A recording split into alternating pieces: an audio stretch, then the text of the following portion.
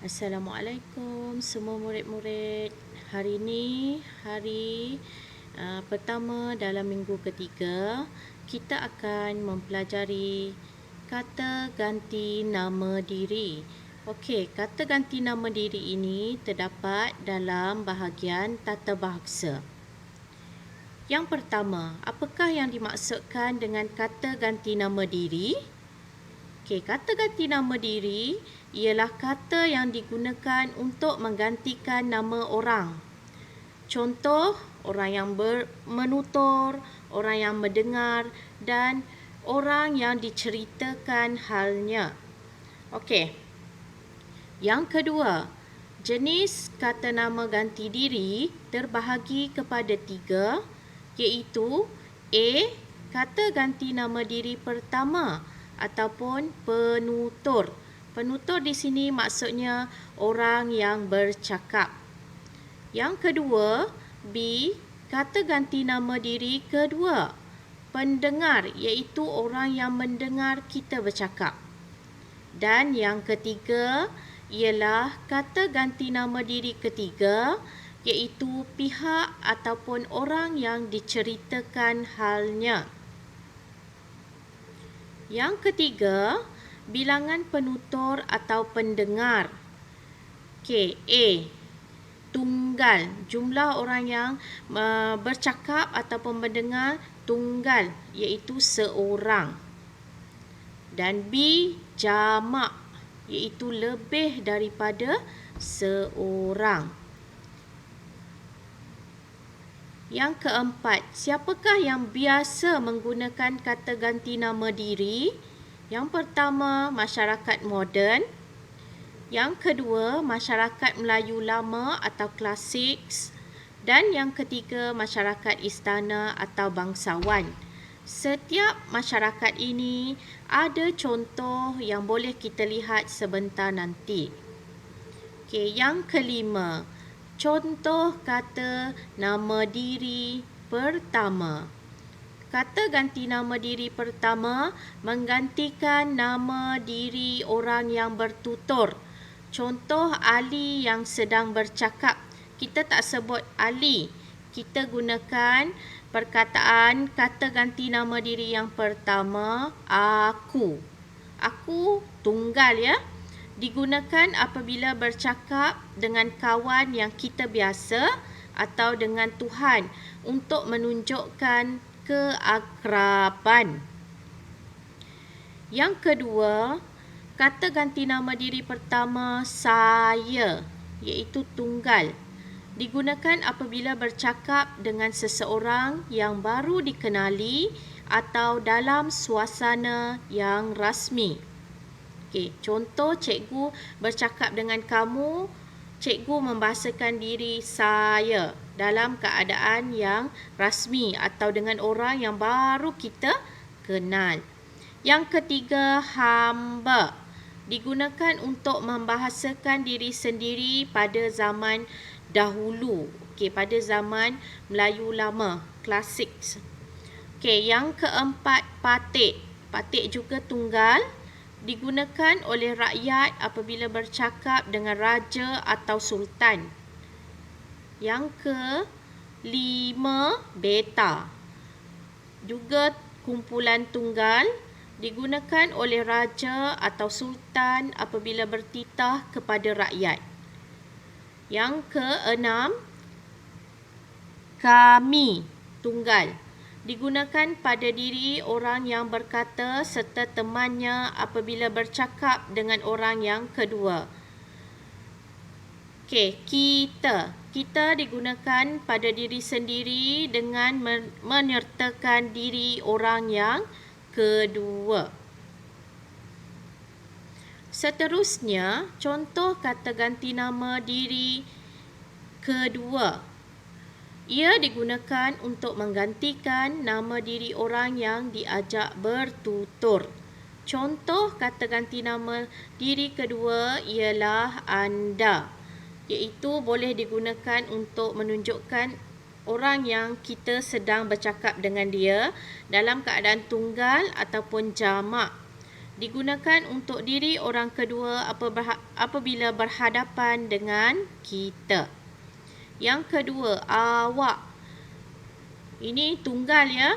Digunakan untuk diri orang kedua yang rapat hubungannya dengan kita. Okey, yang ketiga, engkau. Tunggal. Digunakan untuk diri orang kedua yang rapat hubungannya dengan kita dan juga biasanya kita gunakan bila berdoa atau bercakap dengan Tuhan. Engkau. Tapi engkau tu kamu kena buat huruf besar. Seterusnya, tuan hamba. Tunggal. Digunakan untuk diri orang kedua pada zaman dahulu.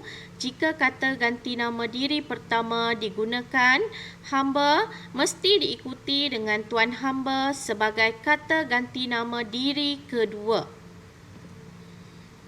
Okey, seterusnya, tuanku. Kategori tunggal. Digunakan apabila bercakap dengan raja atau sultan. Yang ketiga, yang seterusnya, kalian. Tunggal. Digunakan untuk beberapa orang yang diajak bercakap. Dan akhir sekali, kamu. Kadang-kala digunakan untuk kategori tunggal dan kadang-kala digunakan untuk kategori jamak.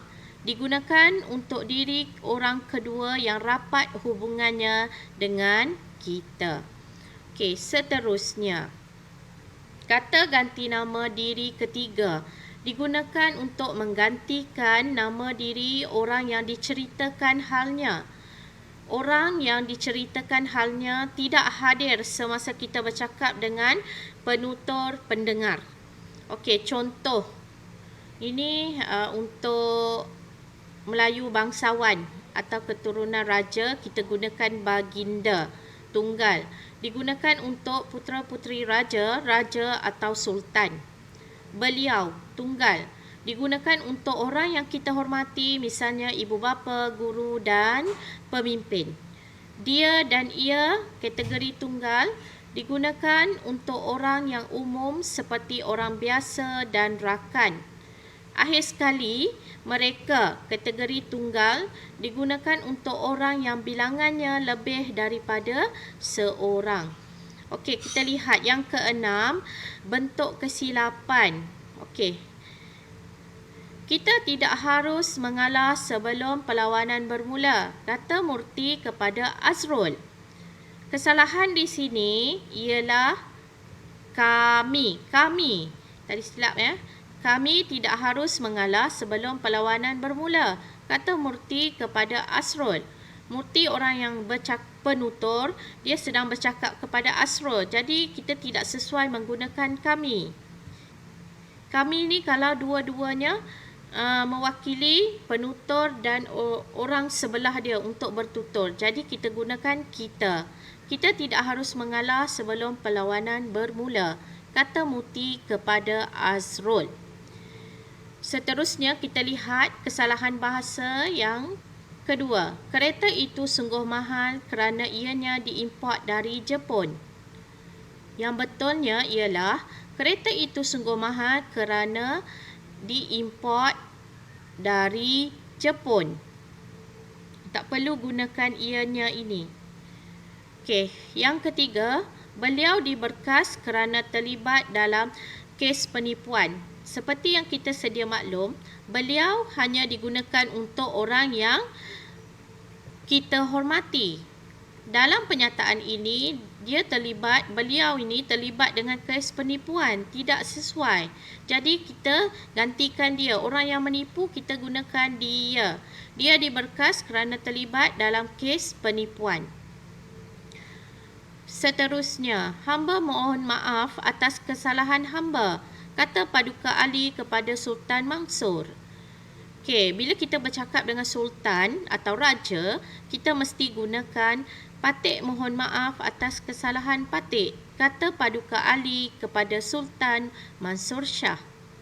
Seterusnya, kaki tangan syarikat ini sedia menolong engkau. Kaki tangan syarikat ini sedia menolong anda. Okey, seterusnya, saya ingin berjumpa dengan ia. Saya ingin berjumpa dengannya. Akhir sekali, nombor 6, kesalahan. Mereka sedang bermain bola di padang. Apa kesalahan? Mereka ini sebenarnya sudah menunjukkan maksud jamak, banyak. Jadi tidak perlu kata ganda. Mereka sedang bermain bola di padang. Ini yang betulnya. Okey, ringkasan. Daripada yang saya terangkan tadi, dapat kita ringkaskan. Okey, terdapat 3 jenis kata ganti nama diri, iaitu kata ganti nama diri pertama untuk penutur, kata ganti nama diri kedua untuk pendengar, dan kata ganti nama diri ketiga, orang yang diceritakan halnya. Dan diberi kata ganti nama diri pertama dalam bentuk tunggal, banyak atau jamak. Begitu juga yang kedua dalam bentuk tunggal, dalam bentuk jamak, dan akhir sekali dalam kata ganti nama diri ketiga dalam bentuk tunggal dan bentuk jamak. Okey, setakat ini sahaja daripada Cikgu Siti Fatimah untuk subjek Bahasa Melayu pada hari ini. Diharapkan kamu dapat sesuatu daripada penerangan saya. Terima kasih semua dan selamat belajar.